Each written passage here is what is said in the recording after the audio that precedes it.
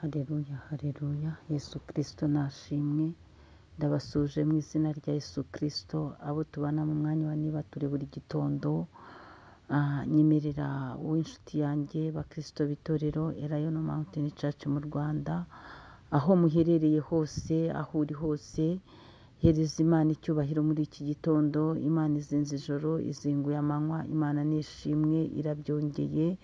Iravuze ngo nubeho ubayeho. Dushimiye Imana itugejeje kuri uyu munsi.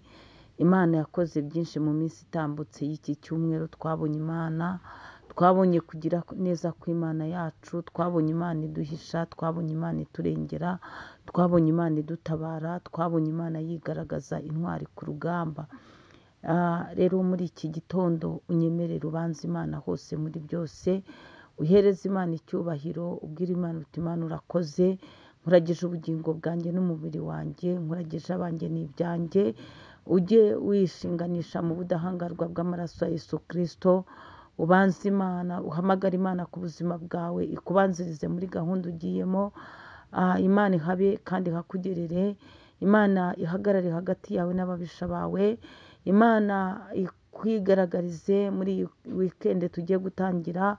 Uzabone ukuboko kwiza kw'Imana. Wowe urwaye, Imana igukize mu izina rya Yesu Kristo. Wowe ufite umubabaro mwinshi, Imana igukoreho, ikore ku mubabaro wawe. Ni ukuri ikugire neza, ikurengere, igutabare. Dukomeje kuba mu bihe byo gusenga Imana kandi twiringira Imana. Nakubwiraga ngo yizamurire icyubahiro, nurangiza uyikoreze amaganya yawe yose. Imana ishimwe. Imana rero ni umukozi w'umuhanga. Muri iki gitondo muri kumwe na Bishop Leonira, umushumba w'itorero Elayono Mountain Church mu Rwanda. Dukomeje kuba mu bihe byiza byo gusenga, mu bihe byiza byo gushima Imana, mu bihe byiza byo kwinginga Imana. Imana nishimwe. Dukomeje kuba imbere y'Imana yacu. Nakubwiraga rero ngo unyemerere ubanze Imana hose muri byose, uhereze Imana icyubahiro. Hanyuma turacyari muri teme yacu igira ngo tuza Imana ikoresha itegeko ryayo. Twabonye ahantu henshi mu byanditswe byera aho Imana yagiye ikoresha itegeko, yakoresheje itegeko iri abigishwa be bamuhamagaye. Baramubwira bati ntabwo ubyitayeho. Ni ukuri yarabyutse umwami Yesu Kristo ngo arangije arategeka, umuyaga uratuza ndetse n'inyanja iratuza. Imana ishimwe. Twabonye akoresha itegeko ku barwayi benshi cyane bari barwaye dayimoni. Akoresha itegeko, dayimoni ziva mu bantu zirahunga. Iracyari Imana ikoresha itegeko ryayo. Turacyavuga gukomera kw'Imana yacu. Imana ikora tutareba, bigasohora tureba, ndetse hari n'ibisohora tukavuga ngo tukikanga, tugasa naho dukangutse, ngo ya Mana yacu iracyari ku ngoma, ya Mana yacu iracyakora. Iyo ubonye nk'umubyeyi amaze igihe ategereje urubyaro, wajya kubona ukabona umubyeyi yarakikiye, yarahetse, uravuga ngo ya Mana yacu iracyarema amashimwe, iracyateturura. Imana iyo tubonye umuntu yarashomereye igihe kirekire kandi afite amadigiri, ariko wajya kubona ukabona Imana iramurundarunza, abonye icyo gukora, turavuga ngo ya Mana yacu ntikoze isoni abayiringiye. Imana nishimwe. Nakubwiraga ngo tuzi Imana ikoresha itegeko ryayo, kuko reka nkubwire, ibyo wakigira byose hatabayeho gutuza ngo Imana iguteturure ntacyo wageraho, ahubwo ibintu byose wabivangavanga, ibindi ukabisobanya. Wowe uri kugira ngo urimo urabisobanura cyangwa uri kwisobanura. Iturize rero, utegereze Imana ikoresha itegeko ryayo. Imana nishimwe cyane. Ndacyavugana n'abantu bafite amashimwe. Nawe ujye utuza mu mashimwe yawe kugeza ahantu uvuga ngo Mana ndagushimiye, kuko hari igihe uhubuka ugashima Imana, ishimwe ryawe rigakomeretsa abakiri mu rugamba. Nabwo rero mujye mutuza, mumenye uko mutambutsa amashimwe. Hari amashimwe yivugira, utarinda kugenda ubwira abantu bose. Nk'iyo wakoze ubukwe, ni ishimwe ryivugira, uretse kuvuga ngo nabonye Imana mu bukwe bwanjye. Iyo wahetse, wabyaye, ni ishimwe ryivugira. Rero mujye mugira ubwenge mu gihe cyo gushima Imana, ntugakomeretse bene so bakiri ku rugamba. Imana nishimwe cyane. Dukomeje mu bihe byiza byo gusenga. Nyemerera dusome igitabo cya Samweli igitabo cya mbere cya Samweli ibice 12 durasoma umurongo wa 16 tugeze ku murongo wa 18. Dusome mu izina rya Yesu Kristo. Titire y'ijambo handitse ngo Samweli yihanangiriza abantu. Imana ishimwe. N'iri jambo ryitwa ngo tuza Imana ikoreshe itegeko ryayo. Ni teme yakubwira ikwihanangiriza ngo ntugahubuke, kuko umuntu udatuza arahubuka. Umuntu udatuza bakazitereyemo yiterera mu bintu bitamureba. Umuntu udatuza ntamenya igihe cyo kuvuga no kutavuga. Umuntu utatuza ntamenya ahava n'ahajya, arahubuka mu bintu byose ibyo akora n'ibyo avuga. Rero uramenye utuze, hanyuma Imana ikoresha itegeko ryayo ku byakugoye n'ibyakunanije, kubikuriza n'ibikurembeje. Iturize, Imana ikoresha itegeko ryayo. Hanyuma reka dusome umurongo wa 16. Nuko nanone nimuhagarare murebe iki kintu gikomeye Uwiteka ari bukorere imbere yanyu.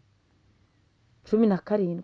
Mbese uyu munsi si mu isarura ry'ingano, none ngiye gusaba Uwiteka yohereze guhinda kw'inkuba n'imvura, maze murebe gukiranirwa kwanyu ko ari kwinshi mwakoreye imbere y'Uwiteka ubwo mwisabiye umwami. 18. Nuko Samweli asaba Uwiteka, maze uwo munsi Uwiteka yohereza guhinda kw'inkuba n'imvura. Abantu bose bahera ko batinya Uwiteka na Samweli. 19. Nuko abantu bose babwira Samweli bati sabira abagaragu bawe ku Uwiteka Imana yawe twe gupfa, kuko twongereye ku byaha byacu byose iki cyaha cyo kwisabira umwami. Ni ukuvuga ni ubwoko bwa Isiraheli bari bakoze icyaha, bisabira umwami. Babonye ngo kuri 12 ngo bukeye mubonye Nahashi umwami w'Abamoni abateye, murambwira muti ahubwo umwami niwe uzadutegeka. Ni ukuvuga ngo bari bakoze icyaha, bavuga ko umwami w'Abamoni ari we ugomba kubategeka. Kandi mbere bigeze batakira Uwiteka, baratakamba cyane, babwira Uwiteka bati twagucumuyeho, none udukize amaboko y'abanzi bacu. Igihe bari mu kaga batakiye Uwiteka, Uwiteka arabakiza. Ariko nyuma gato barongera barabyibagirwa, bahita bavuga ngo barashaka gutegekwa na Nahashi umwami w'Abamoni. Bongera gushaka gusubira gutegekwa n'izindi mbaraga, n'imbaraga zitari iz'imbaraga z'Imana yabo, zibajyana mu bigirwamana, imbaraga zituma batuka Imana yabo. Nuko rero igihe kigeze, nibwo hariya kuri uriya murongo wa 16 nibwo Samweli yaje mbere kugira agahinda, arababwira ati ko ntacyo nabatwaye, ko ntabanyaze amagare yanyu, ko ntabahase, ko ntabategetse, ntabayoboye nabi. Ni iki gituma mukomeza kuba babi mukava mu kwizera Imana yanyu? Nuko ahangaha rero noneho bihitiyemo Nahashi umwami w'Abamoni. Samweli ababwira ijambo rikomeye, aravuga ati jyewe noneho reka nimuhagarare murebe ikintu gikomeye Uwiteka ari bukorere imbere yanyu. Icyo kintu gikomeye kirabamenyesha yuko mwabaye abapagani, kirabamenyesha yuko mutumvira Uwiteka. Icyo kintu Uwiteka agiye gukora, Samweli arababwira ati dore ni mu gihe cy'isarura ry'ingano. arababwira ati rwose ni igihe kitari icyo kugwa kw'imvura, ni igihe kitari icyo guhinda kw'inkuba, ni igihe kiri aho ngaho, ariko ngewe ngiye gusaba Uwiteka. Nibwo rero Samweli yasabye Uwiteka, maze Uwiteka uwo munsi ngo yohereza guhinda kw'inkuba n'imvura. Abantu bose bahera ko batinya Uwiteka na Samweli. Aho ngaho nagaruka kuri teme yacu, Uwiteka akoresheje itegeko yohereza guhinda kw'inkuba n'imvura, maze biragwa, imvura iragwa, inkuba zirahinda, ngo abantu bahita batinya Samweli n'Uwiteka. Nakubwiraga ngo tuza, Imana ikoresha itegeko ryayo. Tuza kuko Samweli aha yaratuje, ahasigaye warasenga, Imana ikoresha itegeko, yohereza guhinda kw'inkuba n'imvura nyinshi. Rero uyu munsi nawe mu gutuza kwawe hari uburyo wasenga, Imana ikerekana ko wasenze Imana. Hari uburyo wasenga witurije gusa, abantu bose bakamenya ko Uwiteka ari we Mana ku buzima bwawe. Abantu bose bagatinya Imana usenga, abantu bose bagatinya Imana wizeye.